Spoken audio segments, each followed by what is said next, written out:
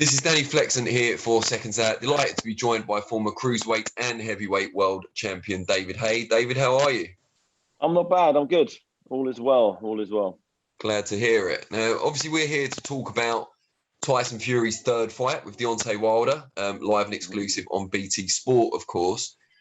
Just first of all, your defeats in your career pretty much were either injury-related or with Cole Thompson, of course, just running out of gas after dominating much of the fight.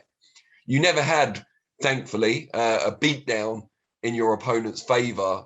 For any, my last fight was a beatdown. Tony Bellew 2 was a straight up beatdown. But again, there were injuries involved in that. You weren't completely outclassed, it's fair to say. I was in that last fight. I was outclassed. Definitely felt like I was outclassed in that last fight. I'll take your word for it. It might have looked like I was in the fight at some stage, but maybe for a couple of rounds. But for the remainder of it, it was that was the only time I think I've been like beaten. Like it just got beaten. Yeah, that's how that last one felt. And how, if you had to come back from that 6 months later or a year later, how do you think you would have dealt with that, particularly from a mental side of things? Physically, I wouldn't have been able to come back from it. I don't think I came back from the first fight with Bellew. I came back way too quick. I tried to speed everything up and try and come back before the time was right.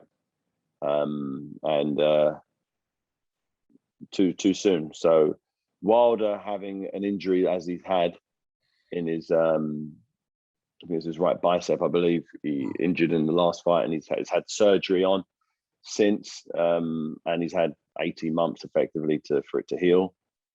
That's the right amount of time ideally before you come back after an operation. I was back 5 months after my bicep snapped for the Bellew 2 fight.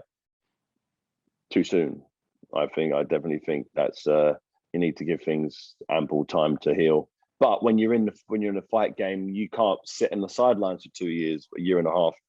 Just fortunately for Wilder, the politics of the sports has allowed him to have as much rest as he's had. Then Fury pulled out of the fight with COVID. That gave him an additional month or so to heal.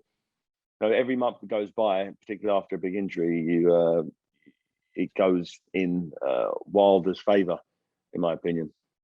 What about the mental side of things, though? Because he was thoroughly beaten in the second fight. Where does he draw his confidence from going into the third one? Depends how bad he really was in that second one. If his say his bicep detached or something, or he snapped something in his shoulder in the second fight, no matter how bad he got beaten up, I heard him say a couple of things. He said, he wasn't able to knock me out. I get what he's saying. He wasn't knocked out. He was beaten up effectively. He got knocked down a few times, but he got stopped with his feet. His corner threw the towel in. If Fury had one arm, would Wilder have knocked him out or stopped his feet? Who knows? Who cares? But I definitely think that Wilder is coming to this third fight with significantly more than he came to the second fight. And I'm not sure whether Fury is coming with the same ferocity, with the same mindset, with the same will to win, with the same everything in this third fight. I'm not sure if he believes he needs to. I think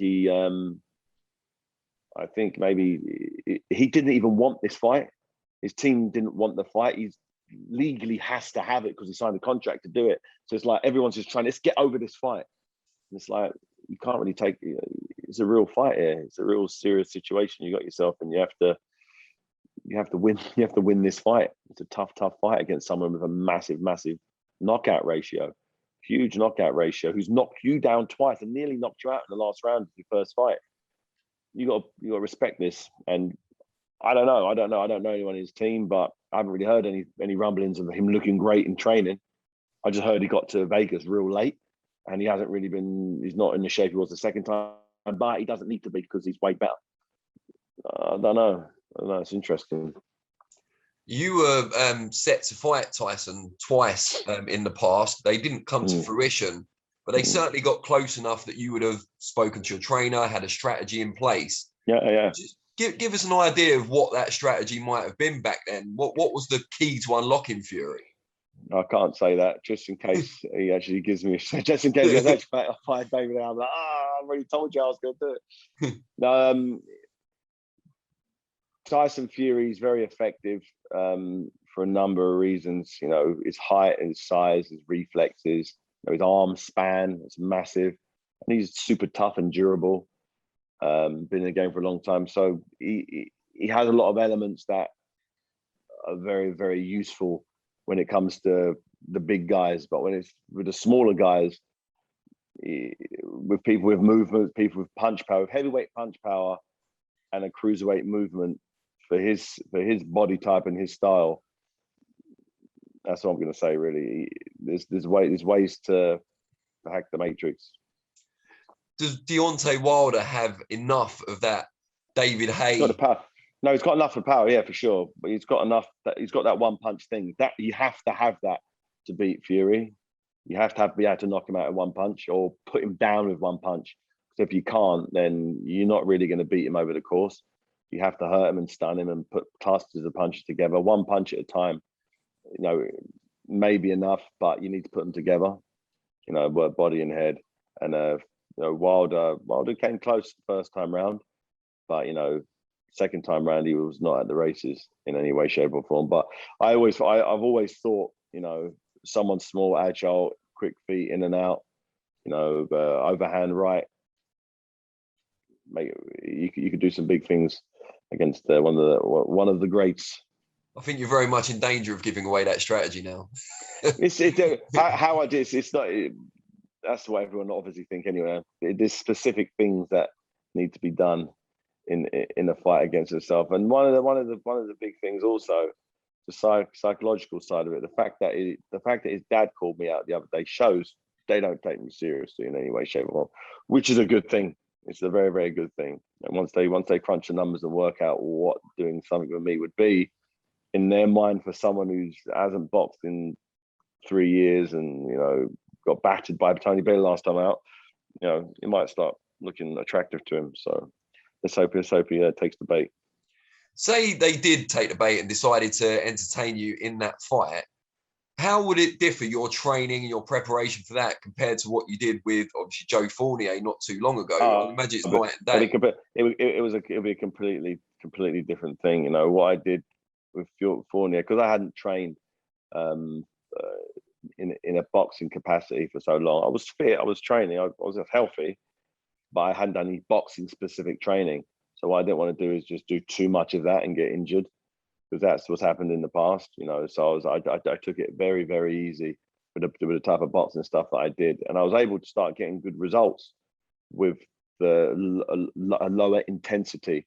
I'm 41 next week, goddamn, and so getting a bit older, so I've got to be a lot more economical. I've got to do things differently. But as I've got older, it's, you know, I used to be sort of wham bam, just too explosive in every type of training I did, and that's what caused, you know, my body to break down a lot. But as I've got older, I've started, even without the boxing, I started training in a way and nutritionally wise, and I've just looking after myself, you know, as I've got older more, and I'll fine tune and apply whatever I need to make sure when I get in the ring, if I ever do ever again, it's a 1 in 100 shot of it happening maybe, and if it does though, yeah, I'll have a plan to do things very differently than I used to do.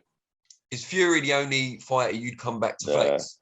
Yeah, really. Yeah, he's considered number one. You know, I wouldn't want to put my body through what I know I'm going to need to put it through to come and beat number 3. And they go, yeah, but you've done it. But how about him? I'm like, I'm not at an age where I just keep having loads of fights. It feels like it, but in reality, it's not. You know, I know what it's like. I know what it's like. I know how. I know how I felt prior to the 2 Bellew fights, but I'd been training consistently the whole way up to it. Even in the 3 years out that I had after the Tyson Fury pull out in 2013 to 2016, I was training the whhole way. I was still training for the fight. I was still training. I was still ticking over. I've never had a full-on break like I've had now, so it was good. It feels nice. Good stuff. Now, just before I let you go, the crunch question, of course. Who's going to win on Saturday night, and how are they going to get the job done? It's either going to be a continuation of the first fight. If Fury has really got into his head, he's just going to steamroll him. But if Wilder was telling the truth and was right that, you know, he had a detached bicep or whatever it was for that second fight, I think it could be. I think he could win it. I think it could be I think it's a very, very 50-50 fight. It's a real 50-50. I think Wilder always has to be in a 50-50 fight if he can let that right hand go freely. If he's still got the pop on the right hand, all it takes is one of those shots. It takes one of those shots, and he's at least knocked Fury down at the bare minimum. And that for Fury, you know, should be enough to make sure he's supercharged for this fight. But he didn't receive any of those in the second fight. Took two slow BR right hands that sort of glancing shots, and that was it. So, mate, is there going to be an element of overconfidence in it? Maybe. But I think Fury should, but I would not be surprised if Wilder won by knockout. Would not be surprised. You know, I think I'm the only person saying that, but it's the only way I see it. If you had to bet your last pound on it? Oh, if I've had last pound, I wouldn't get any money back if I betting on Tyson Fury, because I'd definitely bet on Wilder. I'd definitely bet on Wilder because you get for the knockout, we get 5-6 to 1.